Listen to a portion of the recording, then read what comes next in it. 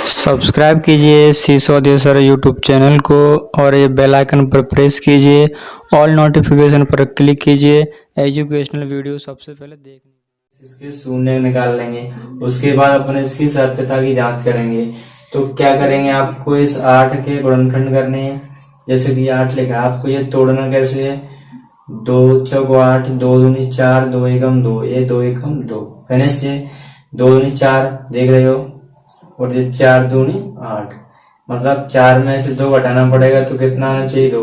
Balance आपको आना चाहिए करना ये, लेकिन यहाँ पर उल्टा हो रहा है, 2 में से 4 घटाओ माइनस के 2, यानी कि आप क्या करेंगे, 2x माइनस 4x, 2x में से 4x घटाओगे तो कितना बचेगा, माइनस का 2x।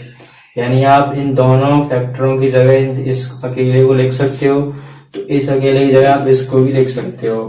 ठीक है, तो मैंने क्या किया, मैंने इनको इस तरीके से लिख लिया। 4x में से कितना घटाना पड़ेगा, 2x, यानी कि अपोजिट चल रहा है, 2 में से 4 घट रहा है इधर। तो अब इनमें से अपन कॉमन की बात करेंगे, कॉमन निकालेंगे। यहाँ से कॉमन x आ रहा है, x माइनस 4 यहाँ रह जाएगा। यहाँ से कॉमन 2 आ रहा है, यहाँ पे भी x माइनस 4 कैसे रहेगा, आपको नहीं समझ में आ रहा होगा। आप क्या करेंगे, आप इस 2 का 8 में डिवाइड देंगे, 4 आएगा। यहाँ से अपन अब इन दोनों को कॉमन निकाल लेंगे, देख रहे हो यहाँ से कॉमन क्या आ रहा है, ये x माइनस 4 है। अपन अब बात करेंगे, रह कितना गया, x प्लस 2 रह गया। ये इसके आ चुके हैं 2 गुणनखंड, अपन को निकालना क्या है, शून्य। तो अपन शून्य की बात कर रहे हैं, तो अपन शून्य क्या करेंगे, x माइनस 4 बराबर 0। ठीक है, मैं इसे हटा दे रहा हूँ। और फिर अपन बात करेंगे अगला गुणनखंड कितना है, x प्लस 2 बराबर 0। 4 को अपन जैसे इधर लेंगे, 4 प्लस का हो जाएगा, एक फैक्टर ये बन गया। फिर अपन क्या करेंगे, 2 को इधर ले जाएंगे, 2 माइनस का हो जाएगा, दूसरा फैक्टर आपका ये बन गया। यानी आपके 2 फैक्टर इनके आंसर निकल के आ चुके हैं, शून्य का आपके ये है। आपको जांच करनी है तो आपको ध्यान देना पड़ेगा। जांच के लिए आपको क्या करना पड़ेगा, इसमें आपको जांच करके यहाँ बता दे रहा हूँ, आपको ध्यान से पढ़ना पड़ेगा। जांच बहुत ही सिंपल वे में आपको मैं बताने जा रहा हूँ, आपको ध्यान से यहाँ देखना पड़ेगा। जांच के लिए क्या करोगे, आपको ध्यान देना है शून्यकों का योगफल। ठीक है, शून्यकों का योगफल देखेंगे कैसे करेंगे इसको। शून्यकों का योगफल आप जानते हैं, शून्यक अल्फा प्लस बीटा की बात कर रहा हूँ, वो होता क्या है, वो होता है माइनस बी अपॉन ए। माइनस बी अपॉन ए यानी कि अल्फा प्लस बीटा बराबर माइनस बी अपॉन ए। यहाँ पे आपको ध्यान देना पड़ेगा कि बी ए कहाँ है, मैं आपको भी दिखाता हूँ। अल्फा यानी कि 4, बीटा यानी कि ये वाला माइनस का 2। अल्फा बीटा के मान अपन इन्हीं को अल्फा बीटा कह रहे हैं। ठीक है, अपन इन्हीं को अल्फा बीटा कह रहे हैं। यहाँ पे रखा है माइनस बी अपॉन ए, ये आपको मैं दिखाने वाला हूँ बी अपॉन ए क्या चीज है। यहाँ घटाओ कितना बच रहा है, 2। यहाँ पे आप देख रहे हो, ध्यान से, जैसे कि इधर क्या लिखा है, ये कोई बहुपद दिया हुआ आपके सामने। द्विघात बहुपद एक ऐसा भी तो हो सकता है जो अपन मान के चलते हैं बहुपद, तो ऐसा होता है कि नहीं होता है।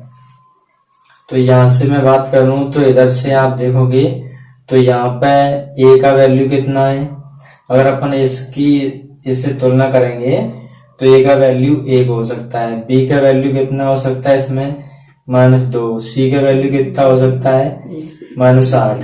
तो यानी कि आपके ये वैल्यू रखें, आपको अपने माइंड में सेव करके रखना है कि ये a का मान, b का मान, c का मान। जैसे कि आप इसकी इन दोनों में कंपेयरिंग करोगे तो ये a b c के मान यहाँ है, दिख रहे हैं आपको।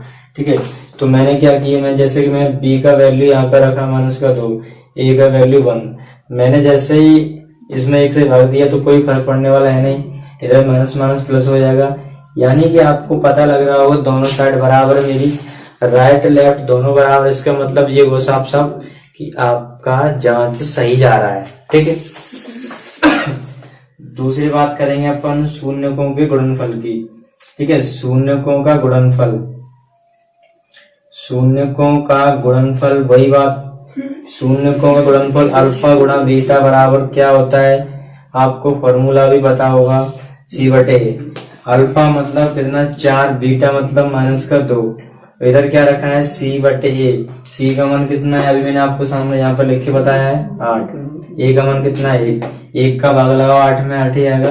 इधर यहाँ पर गुणा कर दो, 4 दूनी 8, यानी कि दोनों साइड बराबर है। काटो मत काटो, वो आपकी मर्जी, काट दो, एक एक आ जाएगा, मत काटो बेशक, आपको दोनों साइड बराबर दिखानी है। ठीक है, दोनों साइड अगर बराबर आ रही है आपकी राइट लेफ्ट, इसका मतलब ये जांच मेरी सही है, और यहाँ पे इसकी 2 शून्य का आ चुके, यानी ये भी सही है। तो आपको इस तरीके से सवाल करके आना है एग्जाम में। ठीक है, अपन बात करेंगे नेक्स्ट क्वेश्चन की। आप तब तक इसको क्वेश्चन को नोट कर सकते हैं। आपको इसी पर आधारित तो 2-4 क्वेश्चन खुद प्रैक्टिस करने पड़ेंगे, तब कहीं ना कहीं आपको सवाल उस पर आप बना पाओगे। ठीक है, ये नहीं कि आप एक सवाल को सीख गए, ये समझ लोगे अब तो सब कुछ हो गया। एग्जाम वाला एग्जाम में क्या पता है आपके सामने कोई क्वेश्चन उठा के कहीं से चेंज करके रख दिया, फिर आप क्या करेंगे? इसीलिए आपको क्या करना होगा, आपको कुछ क्वेश्चन अधिकतम रिवाइज करके जाने पड़ेगा। जैसे कि मैं आपको इसमें से मान लीजिए क्वेश्चन है, चलो ये उठा ले रहा हूँ। जैसे इसमें ये क्वेश्चन है, मान लीजिए कौन सा है, पहले का क्वेश्चन नंबर है ये 5वां, t² - 50। आपको दिख रहा है सवाल, इसमें आप क्या करोगे, इसमें से कोई कॉमन तो दिख ही नहीं रहा है, बड़ी परेशानी है। कुछ नहीं करना है, इसको सिंपल वे में अपन करके बताएंगे। क्या करेंगे अपन, क्या नहीं करेंगे, आपको दिख रहा है। अपन क्या करेंगे, इस 15 पर रूट लगा लेंगे और स्क्वायर भी लगा लेंगे। अब आपको एक फॉर्मूला याद आ रहा होगा, फॉर्मूला मान लो, या इसको अपन सर्वसमीकरण कह सकते हैं। ठीक है, वो क्या है क्या नहीं है, जैसे कि आपने पढ़ा है a² - b² क्या होता है, एक बार प्लस में लिख लेते हैं, एक बार माइनस में लिख लेते हैं। तो इसी को भी मैं एक बार प्लस में लिख ले रहा हूँ और एक बार मैं इसको माइनस में लिख ले रहा हूँ। ठीक है, उसके बाद अपन क्या करते हैं, शून्य की बात करोगे तो शून्य भी अपन निकाल लेंगे। लो इधर t+√15 बराबर 0 और t-√15 बराबर 0। मैंने जैसे ही इस 15 का पश्चांतर किया, 15 माइनस का हो जाएगा। इधर में चला तो इधर मैंने क्या किया, ये 15 का पश्चांतर किया, 15 प्लस का हो जाएगा। ये मेरे दोनों शून्य का आ चुके हैं। आपको मैंने जैसा कि अभी बताया था कि कोई भी अगर मान लीजिए द्विघात बहुपद होगा तो कैसा होगा, ऐसा होगा। आपके सामने मैं लिख रहा हूँ, इसमें से आपको आ रहा है समझ में कि सर मेरा a का मान कितना है, वो आपको दिख रहा है 1। इसका जो गुणांक होता है वो लेना पड़ता है, और b का वैल्यू इसमें सर है ही नहीं। जो अचर पद होता है वो तो कितना है 15, यानी c का मान कितना है इसमें 15। अब मैं आपको ये क्यों बता रहा हूँ, क्योंकि ये जांच में काम आने वाला है। जैसे अपन जांच करेंगे सवाल की, तो जांच में अपन क्या करते हैं, लिखते हैं इधर शून्यकों का योगफल, शून्यकों का योगफल। तो योगफल में तो आपको समझ आ रहा है, योगफल में अपन क्या करते हैं, अल्फा प्लस बीटा बराबर -b/a। अल्फा का मान कितना है आपको दिख रहा है, √15 दे रखा है, और प्लस बीटा का मान कितना है -√15 बराबर b का मान यहाँ पे है नहीं तो 0 है, या नहीं है ना तो 0 है। a का मान कितना है 1 है, ये प्लस माइनस का कट रहा है, 0 आ रहा है, 1 का भाग दो ये भी 0, यानी कि आपको समझ आ गया जांच बराबर है, दोनों पक्ष बराबर है। अपन फिर बात करेंगे शून्यकों के गुणनफल की। शून्यकों का गुणनफल, तो गुणनफल में अपन देख रहे हैं कि गुणनफल में तो सर अल्फा गुणा बीटा होता है, बराबर क्या होता है सर c/a होता है। तो अल्फा का मान कितना है सर √15 है सर, बीटा का मान कितना है सर ये भी √15 है। पर सर इस पे माइनस लगा तो लगा लेंगे माइनस, यहाँ पे माइनस आपको समझ नहीं आ रहा होगा, माइनस लगाए। और c का मान कितना है सर -15, a का मान कितना है 1 है। इन दोनों इंटू करो क्या आएगा, रूट से रूट हट जाएगा तो इसका भी 15 निकल के आएगा। इधर 1 का डिवाइड दोगे ये भी 15 रह जाएगा, यानी कि आपको समझ आ रहा है कि दोनों पक्ष बराबर हैं। इसका मतलब ये हो रहा है साफ साफ कि सर इसकी जांच भी सही है, ये सवाल भी पूरा फेंस हुआ। तो ऐसा आपको अगर 4 नंबर लेने तो इतना तो करना ही पड़ेगा। आप चाहोगे 4 नंबर कैसे मिलेंगे फ्री, तो ऐसा तो हो नहीं सकता है। आपको अगर 4 नंबर लेने तो सवाल में करना तो पड़ेगा। ठीक है, अपन अब बात करेंगे ऐसे ही कुछ और आसान से सवालों की। ठीक है, अब चलते हैं अपन कुछ क्वेश्चन और करेंगे, उसके बाद आपको हम बताएंगे अगला सवाल। ठीक है, तो मैं इसे हटा दे रहा हूँ। इसके बाद मैं चलो इसमें से क्वेश्चन और उठाता हूँ, वो भी बहुत ही सिंपल है, वो भी सवाल बहुत सिंपल है।